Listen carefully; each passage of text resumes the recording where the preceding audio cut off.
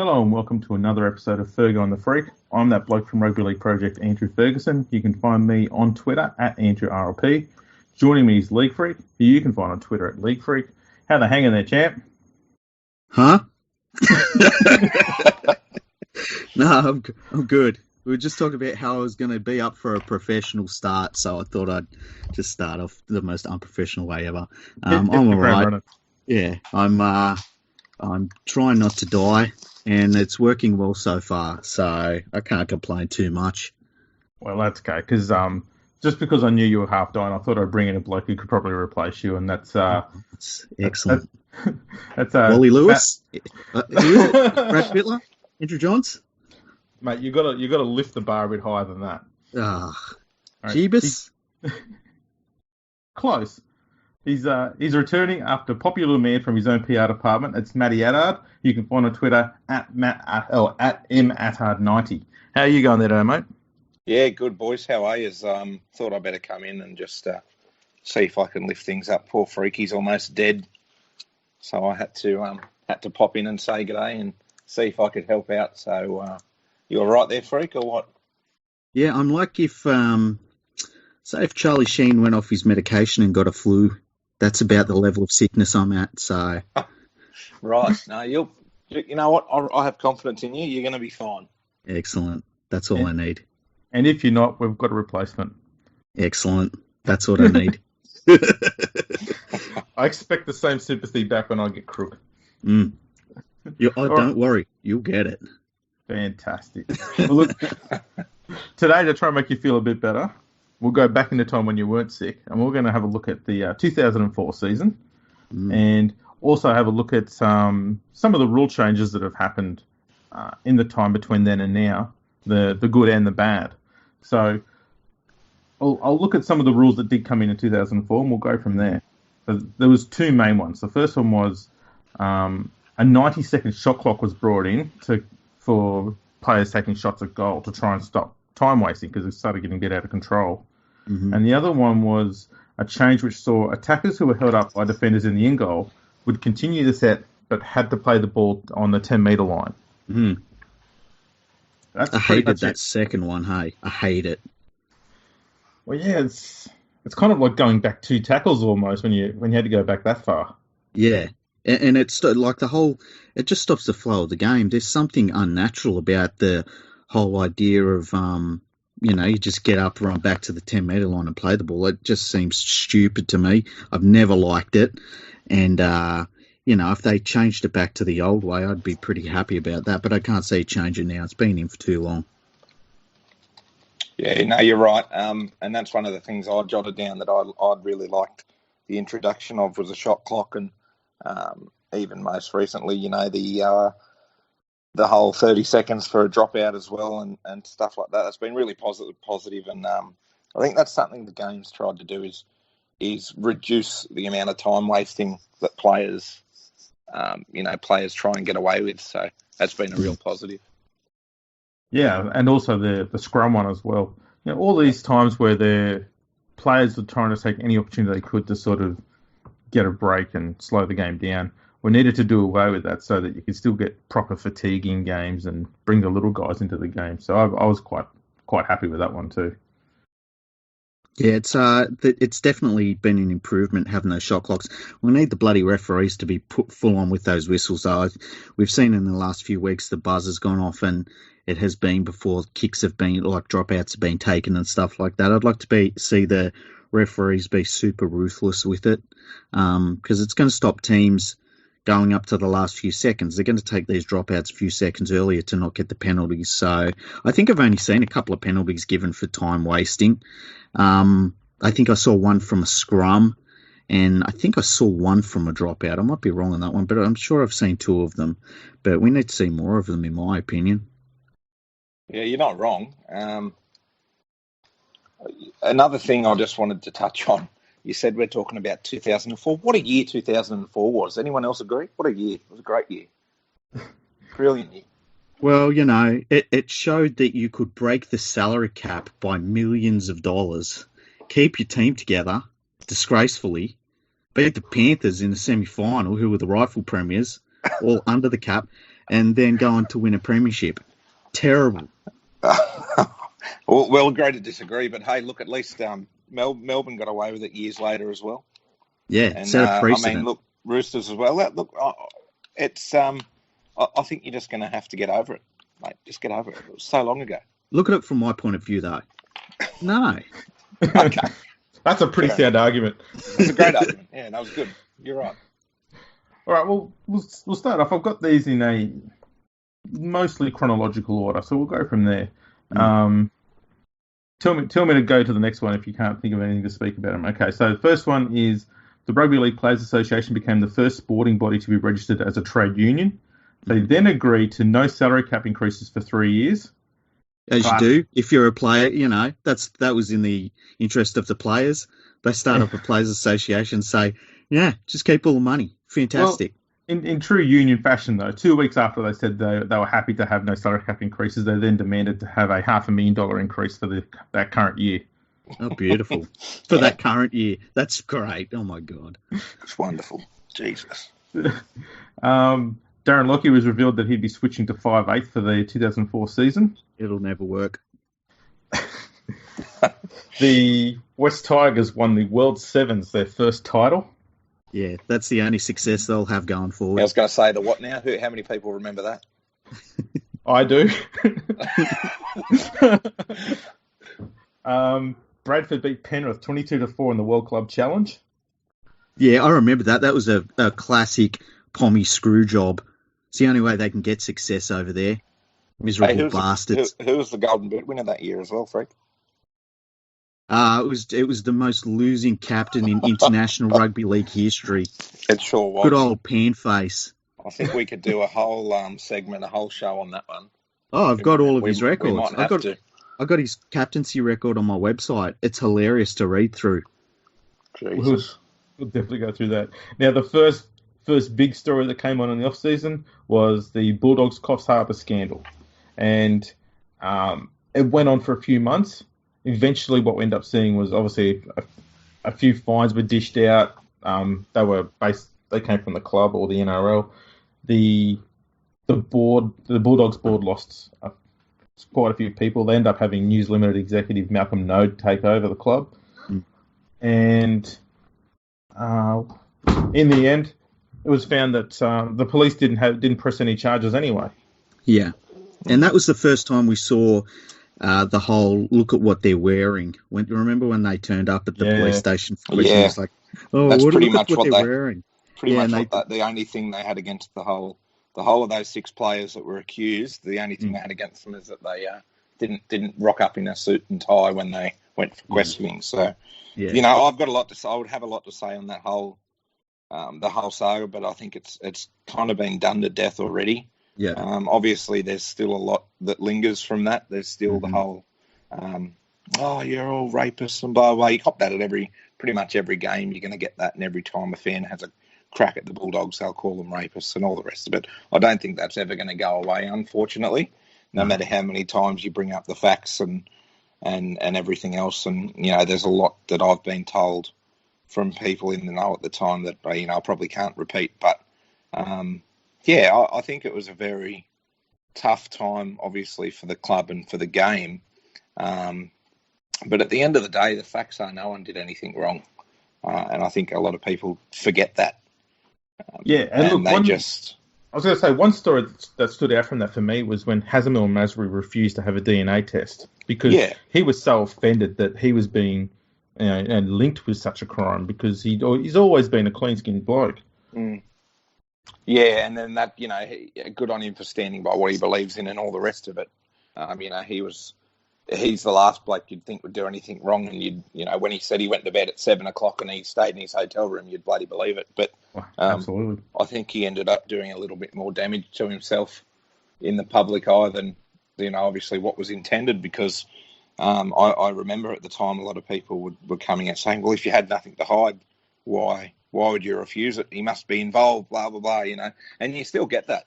People I talk to that want to have a go at the club and a go at the Bulldogs still bring that El Masri DNA thing up, which is a bit ridiculous. But, it just goes to show you try and do the right thing and you try and stick by your beliefs, but you're never going to keep everyone happy. No, that's right. I also think it goes against what most rugby league players are like. They love sharing their DNA. Just ask the Panthers. How dare you? Oh, sorry. I was looking at a tape online. I come across something and it just, never mind. Where would you even find a tape like that? Like, hang on, let me look for it.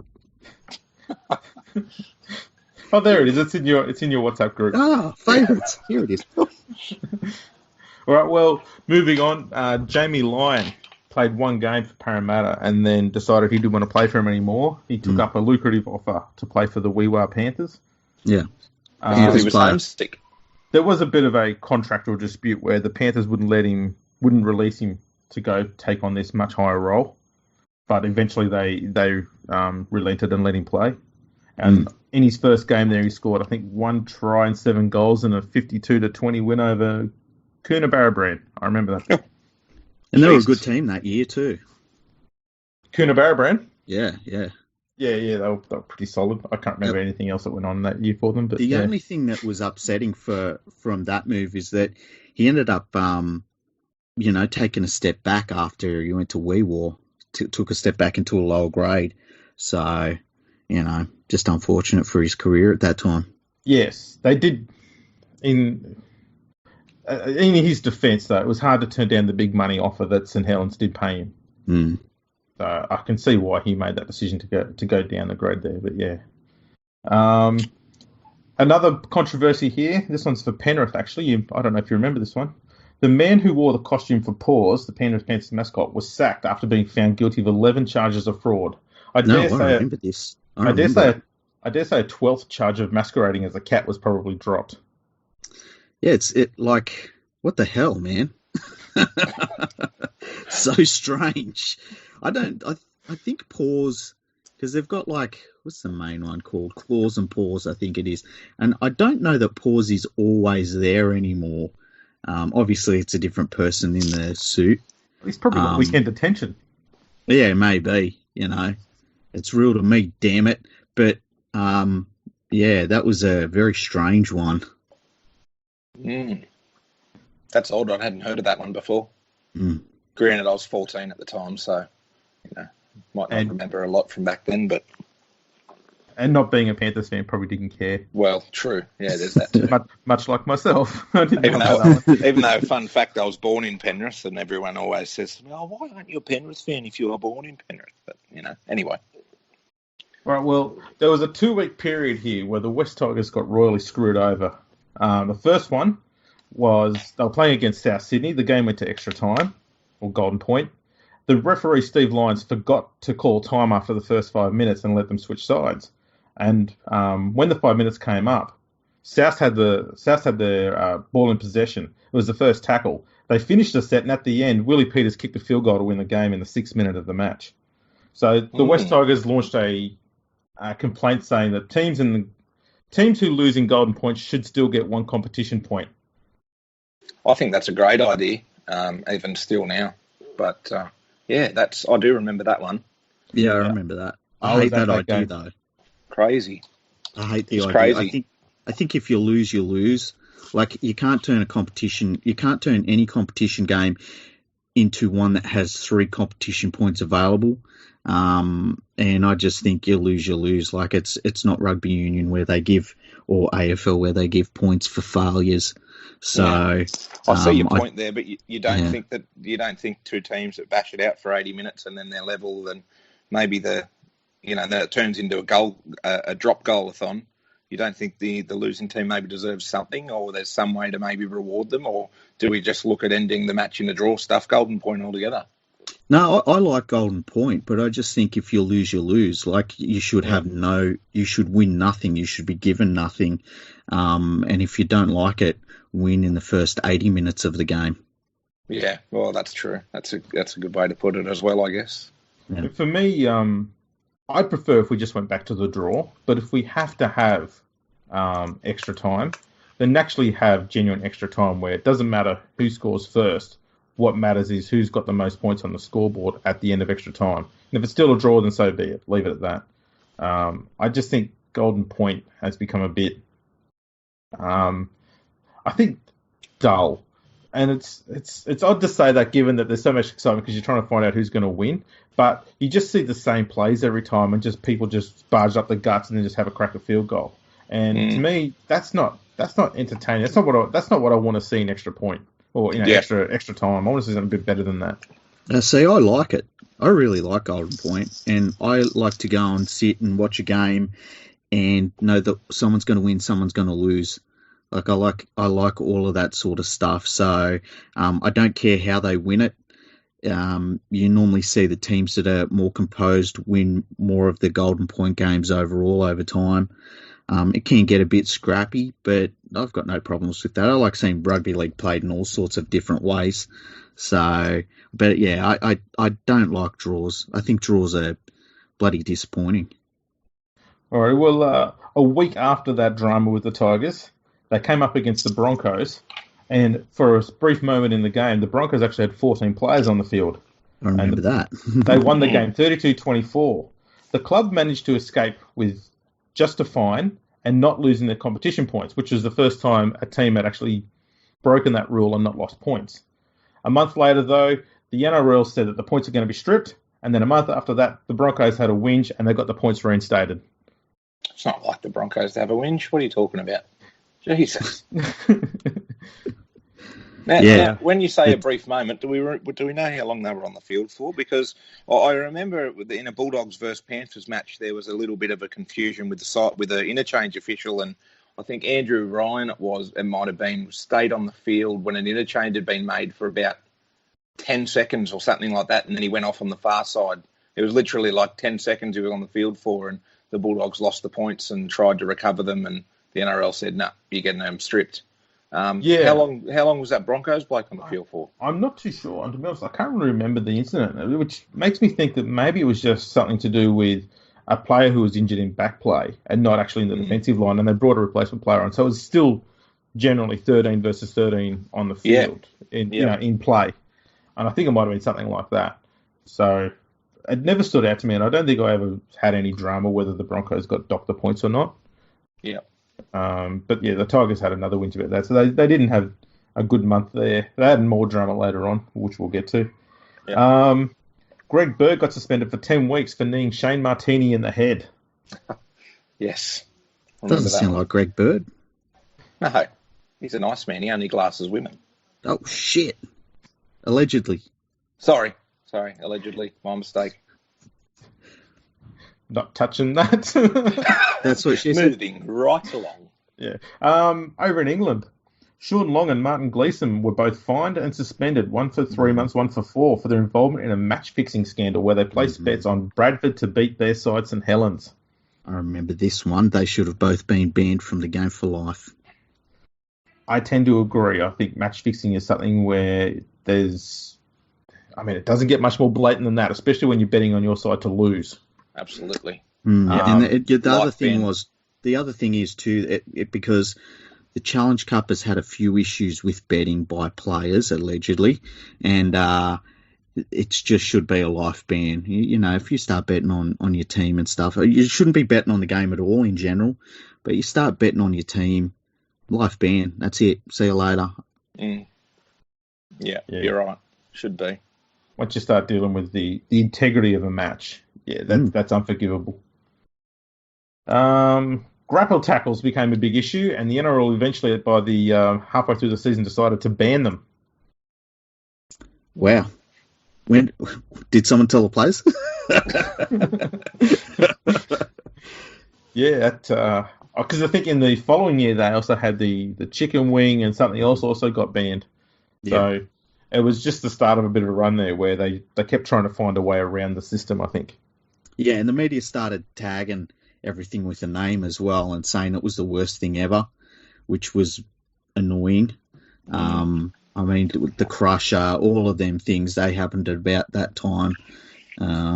It really just needed the play the ball area cleared up a little bit and stop allowing players to slow it down. But the media turned it into a farce, really, and of course the NRL just reacts to what the media is whinging about most of the time. Oh, there's that awkward silence moment again. Yeah, I thought given that we had a media bloke here, you might stand up. Yeah, no, stay out of that one. No, okay, we'll take it that's agreement on your behalf. Yeah, exactly. Alrighty. Big moment. Danny Williams, King hit Mark O'Neill in a sickening, cowardly punch, which left O'Neill knocked out and convulsing on the ground. I was actually at Leichhardt for this one. Yeah, I watched that on YouTube not long ago, actually. It was, it's still one of the most bizarre, sickening things I think I've ever seen on a footy field, and it's just... Yeah, I was going to say, Williams claimed that he was concussed and didn't know what he was doing, and he was using that as his defence. It didn't work because he got an 18-week suspension, which effectively ended his NRL career. It was the longest suspension handed down since Steve Linnane copped 20 weeks for 2 counts of eye gouging in 1987, one of which was on Greg Alexander, who ended up with a bandage over his eye. Wow. Yeah. See, I don't think 18 weeks was enough for that. It makes you wonder, though, just say he did it now, with all of the talk about concussions and things, if he did it now, would it be seen in a more sympathetic light? And I doubt it would be, because it was, when you watch it, it was just, it's very rare that I would say that there was just an assault on the field. It seemed like an assault. I mean, O'Neill wasn't looking at him. He was sort of away. It was just, he was kind of looking away from the play and going to move on, and Williams sort of just stood up and knocked him out.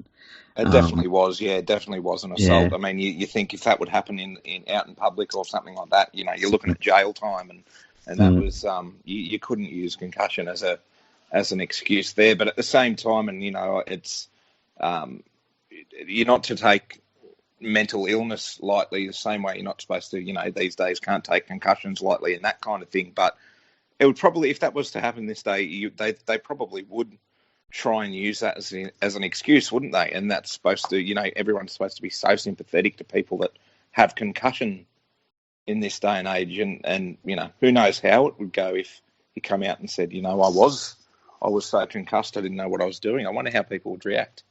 Well, you know, with the O.J. Simpson's lawyers, they said that if they had to go through the trial again and it looked like they were going to lose it, and I mean, obviously he won it, but they said that they'd probably look at doing a CTE case and say that he was suffering from CTE, and to have seen if they could have got some leniency out of that, which I think is interesting. But yeah, it's weird that at the time when he said he was concussed, no one cared, and I think it'd be pretty similar now. But I do think that there would be some, whether he got weeks reduced because of that, if they had a doctor come in and say, look, he'd been hitting a tackle and did seem concussed, or even if it was that tackle, it might have been seen in a bit of a different light from the judiciary, but I still think he would have been on the sidelines for most of the season after that, because that was terrible.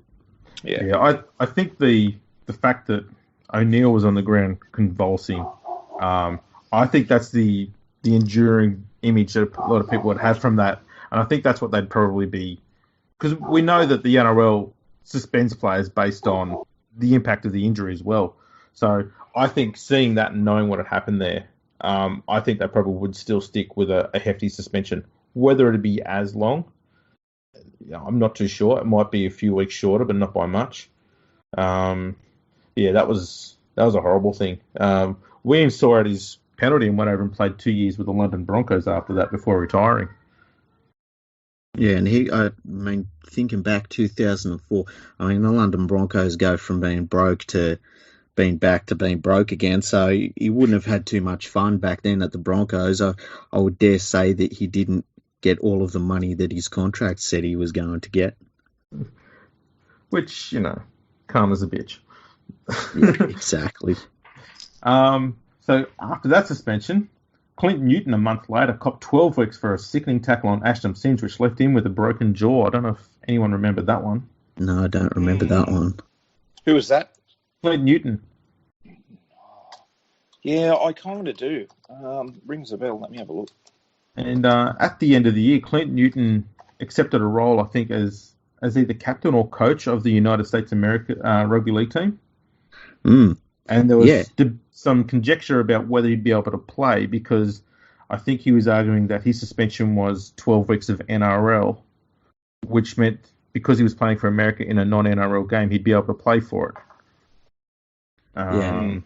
Did that go through? Because you never know how it goes with international rugby league. Sometimes they apply the rules when the NRL sort of stands up and says, no, we're going to make sure that this happens. And then other times the NRL doesn't really care. And so neither does the rest of the world. I don't think it was upheld. Mm. No. Yeah. No, I just looked at that. I just looked at that tackle. Then it was the elbow, and he said it was a shoulder charge gone wrong. To me, it just looked like he ran in and elbowed the bloke. Crazy. Yeah, I remember it. Yeah. Yeah, wasn't great. It was in a tackle with the big bald fella. Bloody hell, Simpson.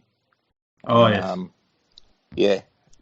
Newton's just come in, elbow up. So that was nasty. Wow, 12 weeks. Okay.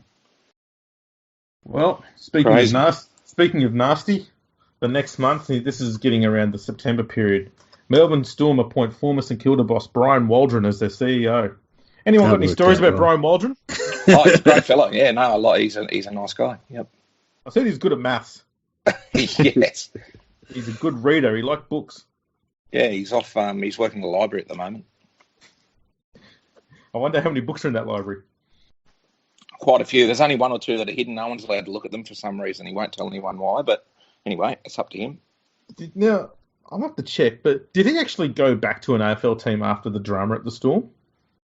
I feel like he might have. Did he go and do something with that second Sydney club? It might have been that. Yeah, the Giants, maybe. Let me have a look on Google to the rescue, hey? I think that maybe that was somebody else. I'm thinking of another rugby league guy that did that. God, there's some good headlines about Brian Waldron on the internet just from this year. One where he said they think they know the truth, but they don't. Yeah, that's always really good. Like when there's an investigation done and they find that your team has been systematically rorting the salary cap for many years, and like later on you say, well, we should get our titles back, and there's so much they know that they don't. Or there's so much they think they know that they don't. It's like, come on, man, which one is it? Mm. Yeah, bloody hell. Yeah. Because I think he also had a bit of drama at St Kilda when he was there. They didn't really do their homework too much there, the Storm. Well, I think that they probably would have thought that it would have been a good idea to have somebody running the club that maybe knew the Melbourne market pretty well. And I can see that point of view. But it didn't really... I mean, did it work out for them? They got a lot of titles when he was there. But it did draw the club into a lot of scandal. And, was it worth it? I just don't understand, if you're going to cheat the salary cap so badly, why would you keep a little black book of how you cheated? It's does my head in. It's funny how a lot of people in rugby league, in administration or in coaching, leave really, really stupid trails. Like we heard of Shane Flanagan sending emails to himself of all this. Yes. You just think, what part of you thinks, this won't get tracked? Why do you think the Roosters are so good at what they're doing? Politis is a smart man. He doesn't keep any emails or books. It's just joking, Roosters fans. Calm down. Well, we mentioned we're going to get 2 emails now because of that. I know. I'm so sorry. I'm going to get you sued. Jesus Christ. No, we'll just pass those on to you. It's okay. We like to share.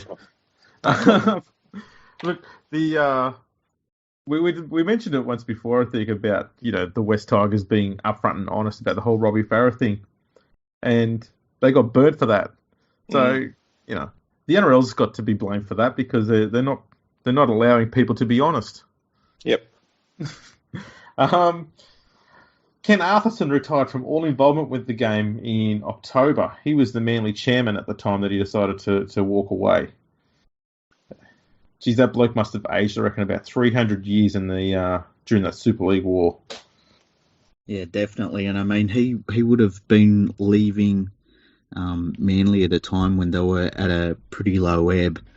They really struggled coming out of the other end of the Super League war.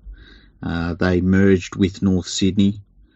and then changed their name after they'd merged with North Sydney back to Manly Sea Eagles. So a very strange time for the club, and he saw a lot of rotten things happen to the club that he loved. And yeah, it's weird to think that it was that long ago that he stepped down. I guess he was still old back then, you know. We were looking it up the other day. He's 90 now. So he stuck around for a long time, but yeah, a bit of a changing of the guard there at Manly. That might have been pretty close to them being privatised as well. That probably come just within the next 18 months after he stood down, I would suggest. Yeah, I think it probably was. Here's one for Matt. I don't know if you remember this one, mate. The ARU got a bit cranky with the Bulldogs over the contract status of Braith and Astor. It was reported that the ARU had approached Anasta about switching codes. Yeah, I do remember that. A little bit of going back and forth, and they were a bit unhappy. I mean, shit, looking back, they should have just let him bloody go. But anyway. Yeah. You got to love rugby union back then, just being upset that he had a contract. I know, bloody oath. See, hindsight's a wonderful thing, isn't it? He was a good player back in his day, Braith, wasn't he? He was good. And that left-hand combination that he built up throughout 2004 with, he had Willie Mason on the left with him and Andrew Ryan, and it did really well. But then, now you look back and you think, well, maybe we should have just let him go to the RU and we could have kept Thurston. But, oh well. Things happen for a reason, and they won a premiership. So, but yeah, anything to do with the ARU back then, I don't think a lot of people would have taken much notice of, and I still don't care, to be honest. They can win all they want. The ARU were on a pretty big recruitment drive within the NRL that year. They'd been targeting Sonny Bill Williams, I think, and also Andrew Johns. So, Jesus. Yeah, look how it worked out for rugby union. I mean, they chucked all of that money at rugby league players. They let their the very small junior development that they had rot away. And look where they're at today. It's beautiful. That's right. I was going to say, it's just magnificent. What a sport. Yeah, the last point I had on here, which we've already touched on, was the Golden Boot was won by Andy Farrell. And a lot of people in the media in Australia said he wasn't even the best player in the Great Britain Test side, let alone good enough to win the award. I'll just say one thing about the Golden Boot. It's about as much of a joke as the Dally M's, and now I'll let Freaky go off. Go for it, mate. The floor is yours. Yeah, okay. So Andy Farrell, he gets the Golden Boot Award on the way out as he switches to rugby union, which was fantastic. Good luck to everybody that gave him that award. But to say he was the best player in the world is a load of shit. And they knew it at the time, and that's when they started moving the goalposts on the Golden Boot Award, because they started saying, well, it's about international footy when they needed it to be. And then they'd say, well, it's about just club footy when they needed it to be. And now who gives a fuck about the Golden Boot Award? It's run by like a magazine over in the UK that has a circulation that's absolutely tiny. So who gives a shit? Well said, my friend. I was going to say, got any memories of Andy Farrell? Yeah, I do. You know, my favourite memory of Andy Farrell is when the Great Britain team, talking themselves up non-stop, come over to Australia mid-season, and we absolutely put the cleaners through them at the SFS, and Andy Farrell in a half where Great Britain nearly had a point a minute put on them, he'd made like something ridiculous like 2 tackles in the whole half, and it was like, yeah, great leadership, Andy. Fuck off to rugby union. Was that in 2002 where Australia won 64-10? Yeah, and a 64-10, like, just chilling out for the last 30 minutes of the match. It was hilarious, and they'd been talking up all of these players. Oh, this player's the best in the world, that player's the best in the world. And they come over here and got absolutely annihilated. It was fantastic. What their excuses were. They've always got an excuse in the team. And you know what it was? I mean, this is from memory. That game, I think, was refereed by a dude called Smith. I can't remember his first name, and he was a Pom. Russell Smith. Russell Smith. And they said he was so unbiased that he was biased against England. I'm not even joking. I'm not joking, right? And so that was their whole thing. But yeah, they always had an excuse. I mean, now they're like, oh, we're so close to Australia. And it's like, yeah, you haven't scored a point against us in your last 2 games. You know, we're not worried about you lot. I need you to look up his stats from that match. I want to know how many missed tackles he would have made in that match. I'm just looking up the team lineups, and I must admit they don't look really that strong on either side. Like, I just want to know compared to James Maloney, who seems to be copping a lot of flack these days for missing so many bloody tackles a match. I want to know how many Farrell would have missed back in that Test match. 64-10. I'd say most of them. Yeah. They spent most of the time standing under the goalpost. It was fantastic. Well, at the end of the year, we saw some team win the premiership. I don't know if anyone remembers who that was. Sorry, what team was that? Was that that wouldn't have been the Bulldogs 16-13 over the Rabbitohs, would it? Over the Roosters, would it? I wasn't even watching. You weren't watching. No. That's disgraceful. That was that tackle Andrew Ryan made at the end on Crocker was better than bloody Sattler's tackle on the sideline, I reckon. I'm going to call it. It was amazing. Go back and watch it. He was through the line with support players. Andrew Ryan didn't make that tackle. The match was over. Roosters win. No. It was amazing. No, there's no arguing here. It was the best tackle. No. You're not allowed to have an opinion. No. Okay. Moving on. It was. I remember there was a bit of a sentimentality that it was going to be one of the least watched grand finals because there's two teams that it was being played between two teams who were no one's second team. Yeah, pretty much. And everyone was saying no one cares about this game. Yeah, probably the most memorable moment from that match was the poor girl in the crowd, the Roosters fan crying. Jeez, did she cop it? Even now, there's memes about that. She's probably got herself some psychiatrist now. She's in her 30s or something. Yeah, probably. It was upsetting for her though because, she had all of her jerseys lined up. She couldn't wear a Souths one, obviously, and she couldn't wear a Dragons one from a few years before. So, she couldn't wear a Sydney Swans one. So she had to wear a Roosters one that day. Tricolours. Poor girl. Right, I'll ask you another thing about 2004. 2004, two breakout stars. So you had Sonny Bill and you had Carmichael Hunt. Mm-hmm. A lot of people, Sonny Bill got injured throughout the year, but he was still, everyone was talking up, that holy crap, we can't believe there's a player like this that's 18 years old and he's doing what he's doing. But then Carmichael Hunt came on the scene as well at Brisbane when Darren Lockyer moved to 5'8".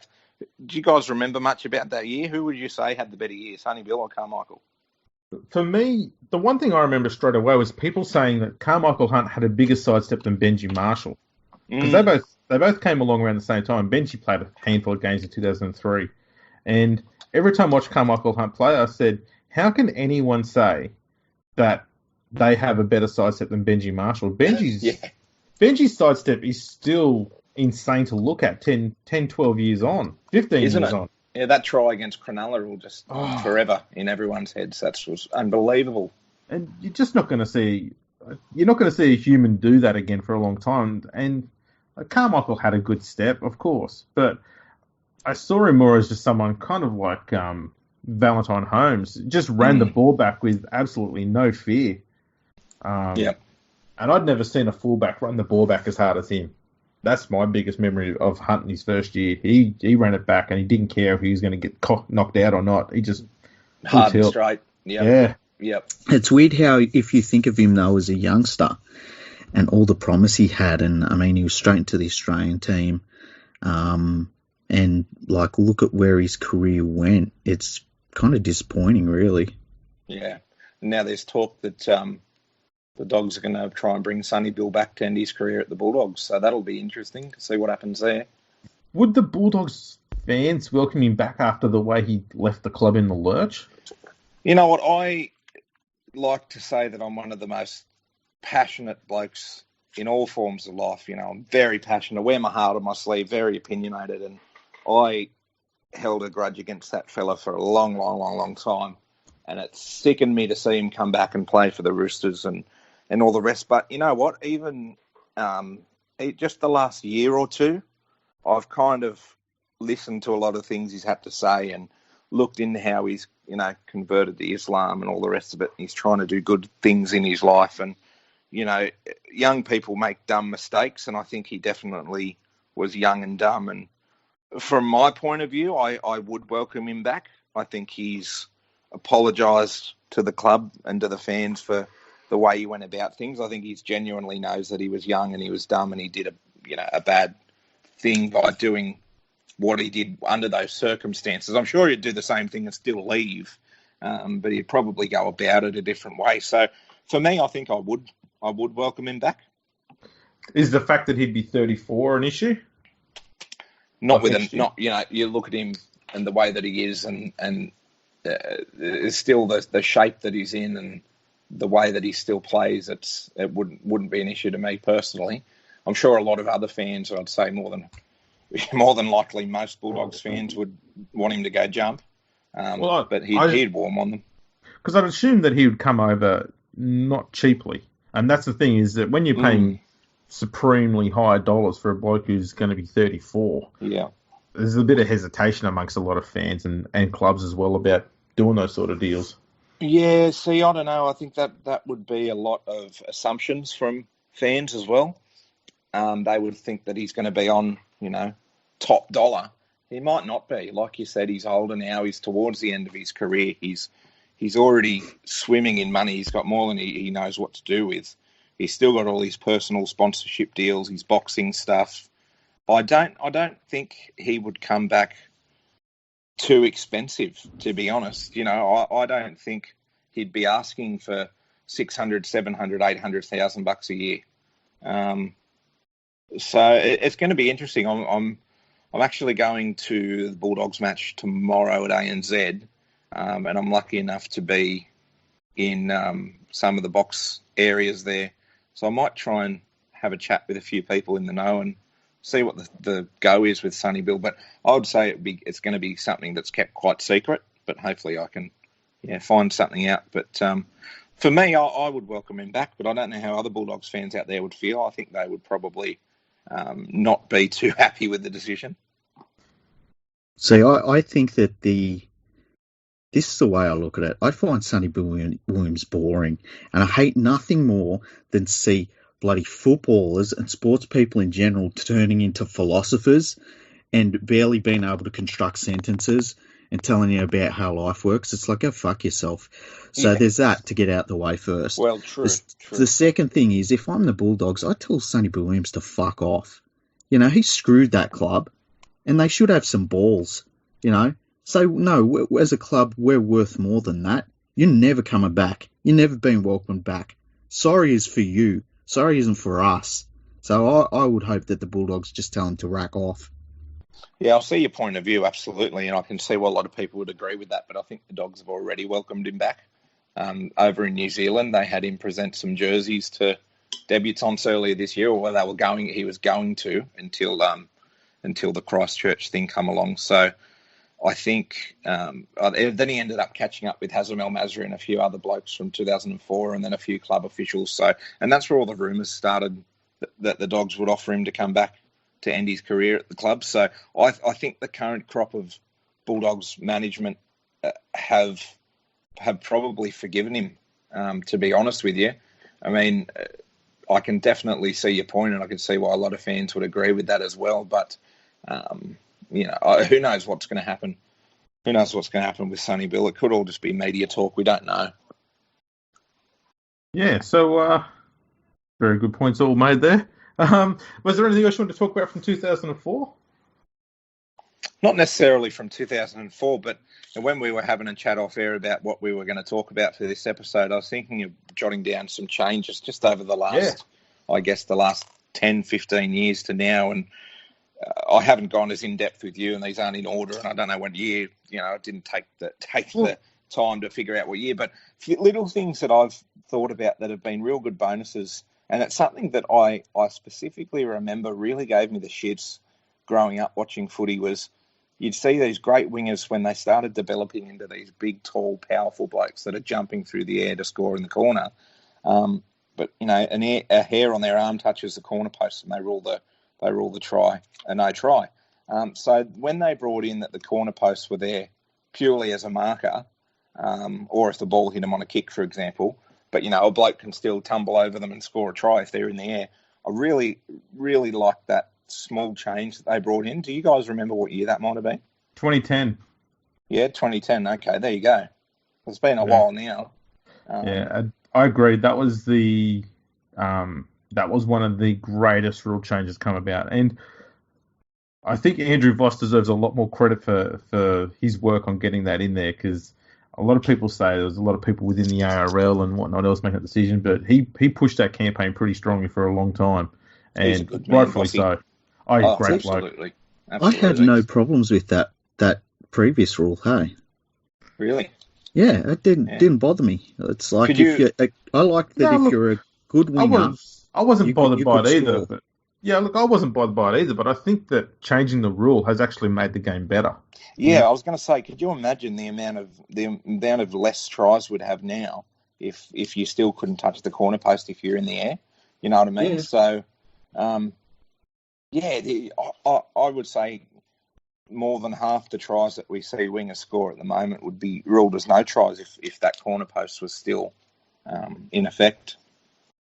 Yeah, see, I just didn't have any problems with the previous rules, but it's one of those things that is like neither here nor there with me either. It's like it wasn't a massive rule change. So yeah, what about this introduction, which has been fairly recent? The time off at the end of the game. What is it? The last 5 minutes or something? As soon as there's a stoppage, they'll call time off to save time towards the end of the match. What do you guys think about that? I like that. I think that's been a really good change. It's stopped a lot of time wasting. It stopped you looking at the clock and being angry because the clock's still counting down. I think that's been a really good one.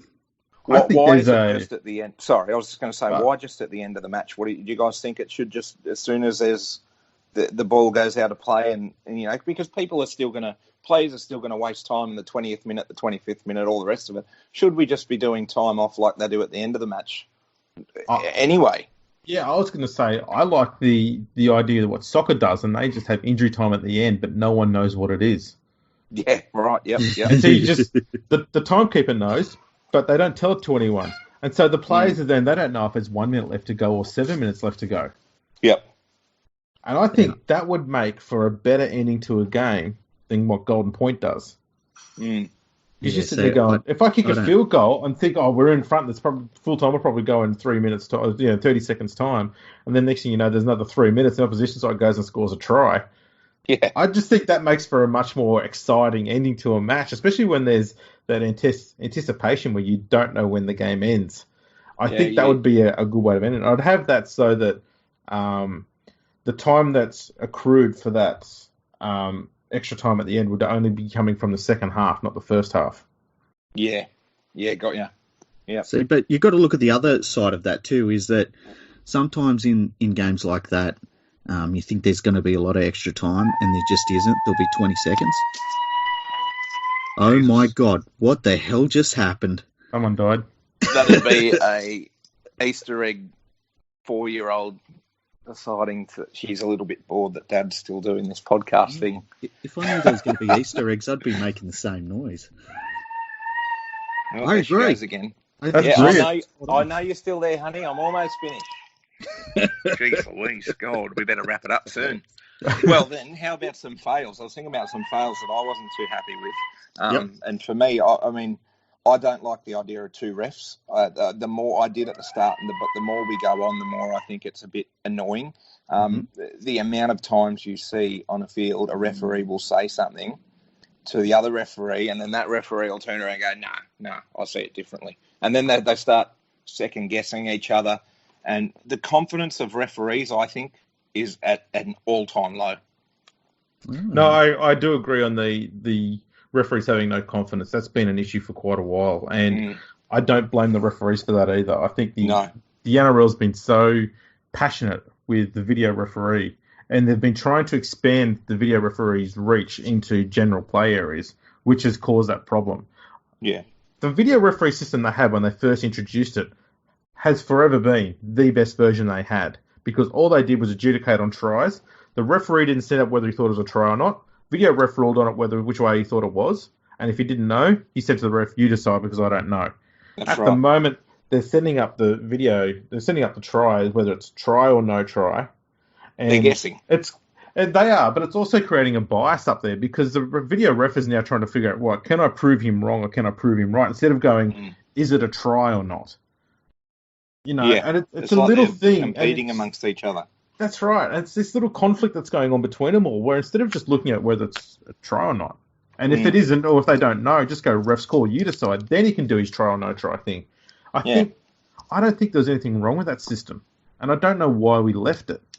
And we should be having video referees involved in stuff that goes on during the play as well, and high tackles and whatnot else. Nothing annoys me more than when they kick the ball out, say the referee rules a goal line dropout, and then the bunker decides that they might interject on that play and have a look and say, oh, you know what, no, it's actually a 20 tap.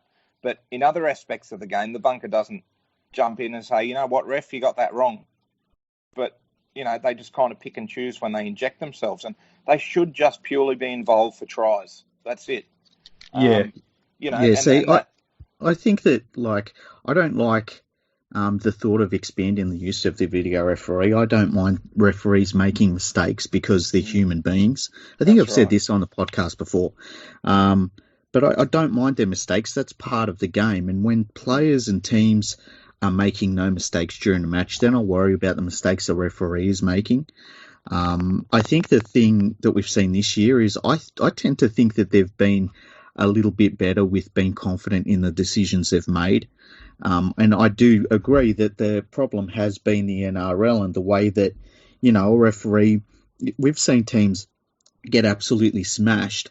After the match, the coaches from the smash team have said, well, the referee made a decision in the 23rd minute we didn't like and he's a terrible referee. And then they've set up meetings with the NRL and the referee, and it's just, there's the referees obviously lose confidence in that.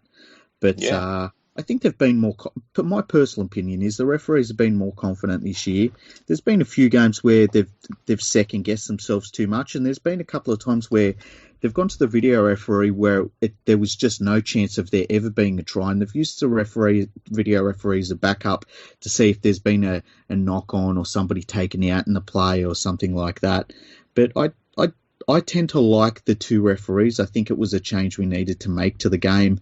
I think that when it works properly, it stops a lot of rubbish in the ruck. The two referees get to see things in the back play and things like that I think the single referee doesn't get to see.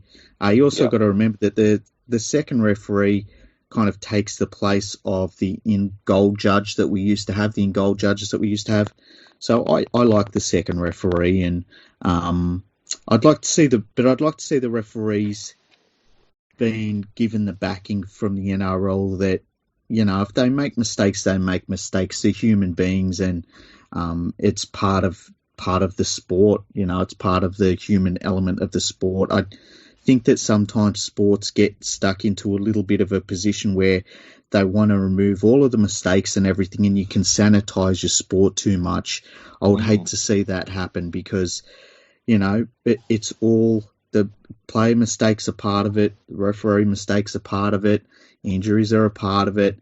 Life is what happens when plans don't go the way you expect them to go. And if we sanitize the sport completely and remove all of the elements like that out of the game, well, then we can just hand the trophy over in March and, the Dragons would be premiers every year.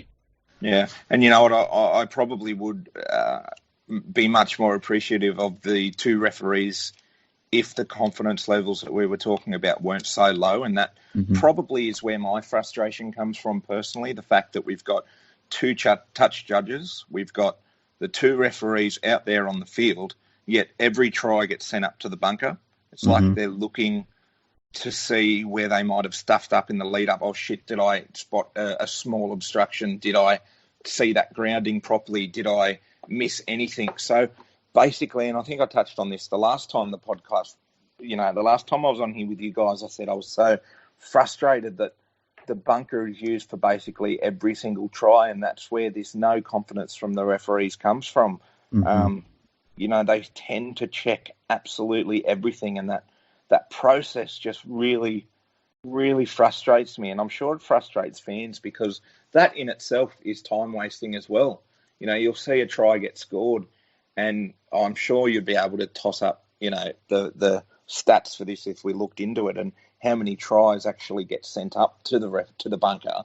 It seems the referees are so low on confidence. They either don't make a call, or, you know, a try will be scored and they'll be looking at each other and they'll talk for a couple of seconds, or literally 10 seconds, and then they'll send it up to the bunker. And then the bunker again takes so long. So maybe we need to re-look at that process, because when the bunker first came in, we were told that the bunker would constantly be watching as soon as a try looked like it was going to be scored. As soon as the ball went over the line, the bunker was going to be looking straight away at potential offside, obstruction, or whatever, and the process would be really quick. But now the process has slowed right down again, and they need to try and fix that. And at the same time, they need to give these referees a boost to confidence, because I'm sick of talking about referees. I'm sick of whinging about referees, and I'm sure the referees are probably sick of everyone giving them shit as well. Yeah, look, I remember watching I think it was an NFL Films thing about the NFL referees and how they prepared for their seasons. And one of the big things for them is that they used to say that you only call things that you actually see. And that meant that you didn't guess what happened. So if a ball come out, you didn't guess that it was stripped. You only called stripped if you saw a ball being stripped. And I think that the NRL referees would be good to go down that line, because if something happens in a try-scoring play that they don't see, and it would have been called back for an obstruction or something, I don't mind it. If the referee just didn't see it, that's fine by me. But I know that I'm a little bit different to a lot of fans. So yeah, that's one thing I would say, that I would like to see them not take a guess on the ball being stripped and stuff like that. And I think they've been way better on that this year. But there's always room for improvement, as there is with the players. So it's just a matter of trying to get the best out of your performance. There's a lot of players on the field. There's a few referees on the field and on the sidelines, and, you know, they're all human. I've got no problems if they make a mistake, just as long as it's not against Penrith. I think the problem I find with the issues with the referees does tend to be the huge amount of emphasis put on them by the media, and how every little mistake made by a referee is somehow game-changing or game-defining. Mm-hmm. And I think that's been a big reason into referees second-guessing themselves, because they don't want to be seen as deciding games, which is understandable. It's not their job. Their job is just to police it. The fact that the bunker can also be used to decide on something's going on aside from tries undermines the referees a little bit as well. So they're kind of being picked at from different areas everywhere, and it's just going to constantly cause uncertainty. And they're trying to show some certainty on the field now. The problem is, as Matt rightly said, it's taking too long, because they're on the field and they're saying, right, I want to make sure I've got all the facts before I send it upstairs. And you think, well, that's good, you need to do that. But at the same time, if you're getting all the facts, why not just make the decision on the spot? I think we'd all stomach them taking a bit of time to make the decision if they just made it themselves on the ground there. If they spoke to both touchies and the other ref and they went, okay, try, no try, everyone would be fine. But if they're going through that process and then going, okay, now let's ask someone else with a video to have a look at it and see what he says. That's right, yeah. And it's because, you know, last year too, the bunker was working a lot faster last year, because there was none of that conversation between the other refs. The ref just went, okay, straight up to the video ref, and the video ref is usually pretty quick at going through it. And the bunker today is still reasonably quick compared to when it first got introduced. It's just the process of getting from the action taking place to that discussion that doesn't need to take place, that does, to go into the video ref. The whole thing now takes forever. And we're seeing teams exploit it now. We've seen a few times already this year where there's definitely no try scored, but the players will get up and say, I scored, you've got to take it to the video ref. And they go, okay, we better go have a look. And all the players go, oh, good, we get a break now. Yeah, that's right. More time wasting as well. That's where the referee confidence comes into it, you know. man, I'd love to have someone like Bill Harrigan or, Bill Harrigan back where they didn't take that from the players. They really just told them to piss off, basically. Yeah, Tim Mander was another one. Greg McCallum. I quite like Greg McCallum as a ref. He was one of those blokes who no one would back chat to because they just knew they were going to go nowhere other than the sin bin. Yep. And he did not fear the sin bin. And I like the fact that started to get reintroduced again. It needs to be used more often. But there also needs to be other sort of... It needs to be used in a way that makes more of an impact on the team that's committed the offence. So, I'd tell the players, you've got 20 seconds to get off the field. I wouldn't be giving them a minute or 40 seconds or whatever. You've got 2 legs. You're an athlete. Run off the field. There's none of this other crap of strolling off. Like we saw players like Takarangi took like a minute and 10 seconds or something one game to get off the field. Come on. And it's blatant. They're doing it, and what do the referees do? They're just standing there going, "Oh, please hurry up, sir. Please hurry up." Run up to him and say, "Run off now, or you're sent off." I'd have the referee go, right, you've got 10 in the bin. He sits there and he counts to 10 or 15. He calls time on. If the player's still on the field, penalty against the team that's got the extra player on the field. And they can get a fine as well for having more players on the field than they're supposed to. Fuck it. I'd even go as far as saying, if you've got a player still on the field when play goes on and they're not supposed to be there, and you win the match, you lose your 2 competition points. Yeah, that's right. Well, I had a thing where... and I tweeted about it, how to fix sin bin. Time how long it takes for a sin bin player to leave the field, and then you add that time on top of the 10 minutes that they've had. But you could times it by 2 or 3, depending on how long it took and if making it a penalty. So say it took 20 seconds to come off the field, times it by 3, and they've got to spend 11 minutes on the sideline instead of 10. I had a more extreme version of that where I said for every second they take after 20 seconds, that equals an extra minute they've got to sit in the sin bin for. Yeah. They'll run off then. Yeah, that works. They'll run off then. If you're going to take a minute to go off and you've only got 20 seconds, bang, you've just lost half a game of footy. Yeah, good. That's a great idea.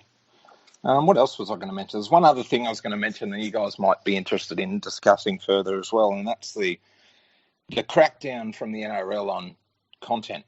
We've got a lot of really passionate fans in the game, like yourselves, and a lot of other social media people that are quite influential, and they're trying to do really good things for the game. They're spreading content, like trying to use videos and photos and graphics and all the rest of it. And then the next thing you know, the NRL come in, crack the whip, delete it right now. Delete it. You're not allowed to use that kind of stuff. What do you think about that? Do you think that is stopping the spread of our game, stopping fans from becoming more involved, or the reach of our sport, really getting out there a bit more? What do you guys think about that? Yeah, I think it's terrible. I look at the league that does it the best is the NBA, and they've got a deal, I believe, with YouTube, where basically you can take, not a whole game, but you can make as many videos with NBA highlights in it as you like. They've got no problems with it. They see it as a promotional tool that is fan-driven, fan-made, and it just promotes their product. I see, who's not watching rugby league games because they're watching highlight videos on YouTube. It just doesn't make sense. Yeah. I think that they'd be better off saying, look, we're going to allow people to make highlight videos, but maybe YouTube at their end adds and the NRL website as a watermark to videos tagged NRL or something like that, something along those lines. But I think cutting down on fan-driven NRL content is just ridiculous, and it's like cutting your nose off to spite your face. It just doesn't work. This is a sport that needs promoted at every chance we get, and we've seen that you can send something viral that's rugby league footage because it's such an amazing sport, and to try and crack down on that because the rights holders want to make sure that you are sitting down for 2 hours and watching the game on your mobile phone or something. I don't think they're related, and I think it's really naive by the NRL.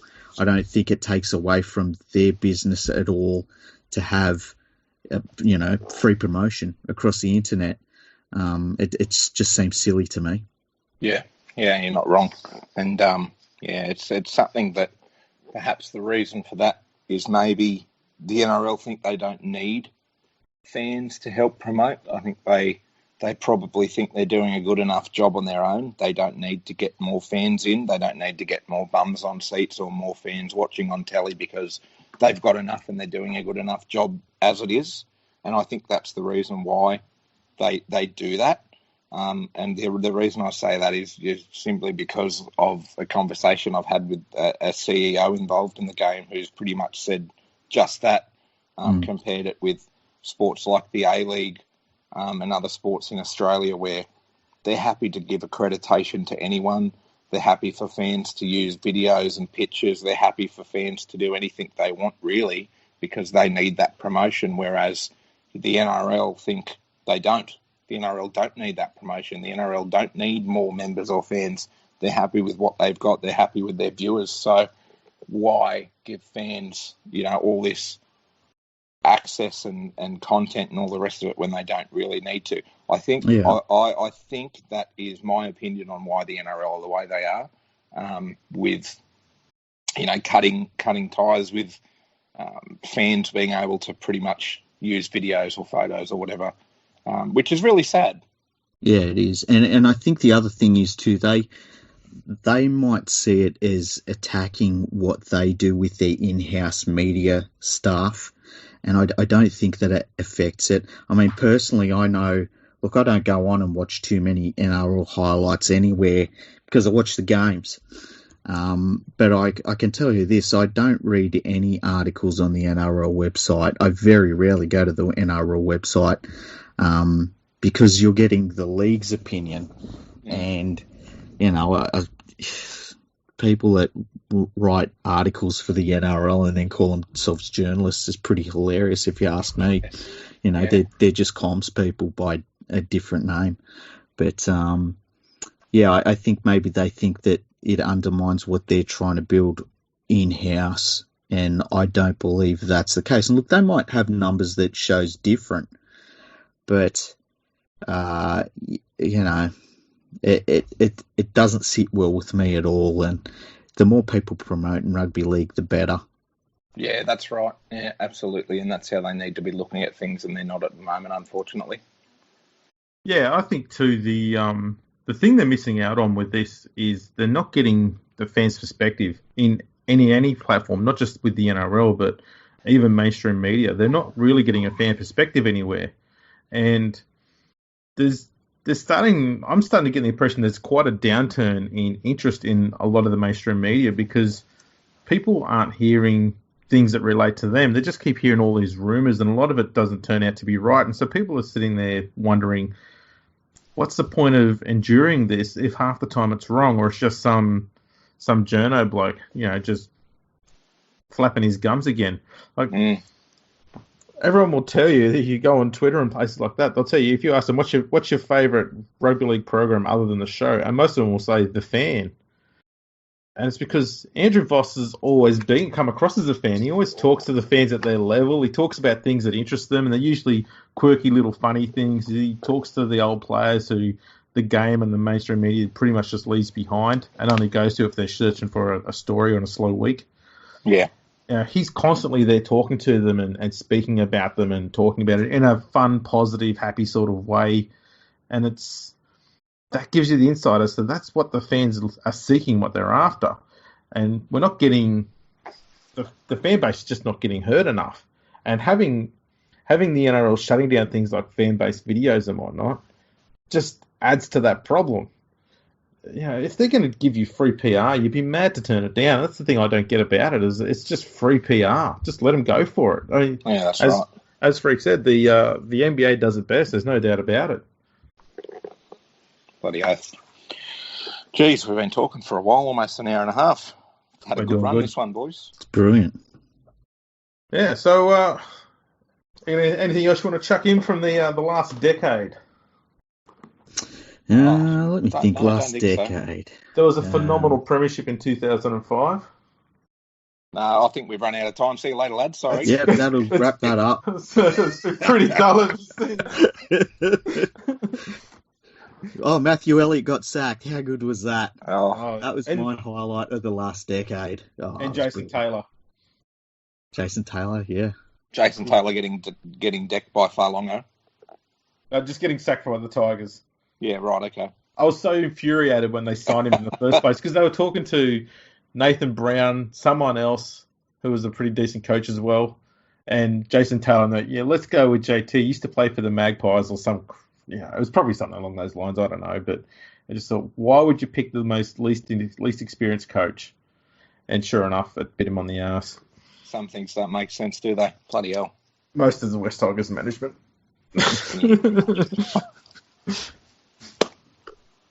Alrighty, well, we might wrap this one up. We'd had a pretty good stint there, and no, it was good, lads. Thanks a lot. We'll have to get Matt back for another episode, given that we did have something else we're going to talk about. We might store that up for next week.